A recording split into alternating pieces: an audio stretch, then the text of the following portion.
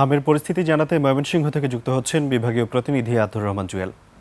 জুয়েল, জেলায় হাম সংক্রমণের সর্বশেষ কি খবর রয়েছে আপনার কাছে? এখন পর্যন্ত কতজন রোগী ভর্তি রয়েছে, বিস্তারিত জানাবেন আমাদের। ধন্যবাদ রাজু। সারা দেশের মতো ময়মনসিংহেও হাম আক্রান্ত শিশুর সংখ্যা বাড়তে শুরু করেছে। বিশেষ করে আমি এখন অবস্থান করছি ময়মনসিংহ মেডিকেল কলেজ হাসপাতাল ক্যাম্পাসে। এখন পর্যন্ত বর্তমানে 24 ঘন্টায় আমরা হাসপাতাল কর্তৃপক্ষের কাছে যেটা জানতে পেরেছি যে নতুন করে 15 জন হাম আক্রান্ত নতুন শিশু হাসপাতালে ভর্তি হয়েছে। এখন পর্যন্ত হাসপাতালে 73 জন শিশু হাসপাতালে ভর্তি থেকে চিকিৎসা দিচ্ছে।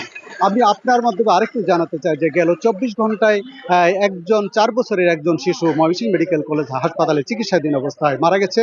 এ পর্যন্ত 6 জন শিশুর কিন্তু মৃত্যু হয়েছে। আর আমি আপনার মাধ্যমে যেটা জানাতে চাই যে গত মার্চ মাসের 17 তারিখে প্রথম হাব আক্রান্ত রোগী ময়মনসিংহ মেডিকেল কলেজে হাসপাতালে ভর্তি হয়। এরপর থেকে হাসপাতালে আক্রান্তর সংখ্যা বাড়তে থাকে। আক্রান্ত সংখ্যা বাড়ার কারণে ময়মনসিংহ মেডিকেল কলেজ কর্তৃপক্ষ কিন্তু বর্তমানে নতুন ভবন যেটা আছে কেবিন ব্লক, সে 8 তলায় কিন্তু 64 শয্যা বিশিষ্ট একটি আইসোলেশন হাম ওয়ার্ড কিন্তু গড়ে তুলেছেন, যা শিশু ওয়ার্ডের বিভাগের অধীনে। এখানে তারা চিকিৎসা দিচ্ছেন এবং এই বিশেষজ্ঞ চিকিৎসকদের দ্বারা টিম গঠন করে হাম আক্রান্ত শিশুদের চিকিৎসা দেওয়া হচ্ছে। এখানে কোনো সমস্যা হচ্ছে না, এখন পর্যন্ত সুন্দরভাবে চিকিৎসা চলছে। অভিভাবকরাও খুশি এবং তাদের চিকিৎসা ব্যবস্থা নিয়ে। এই ছিল আমার কাছে ময়মনসিংহে হাম আক্রান্ত শিশু চিকিৎসা সেবা নিয়ে সর্বশেষ। জুয়েল, আপনাকে ধন্যবাদ।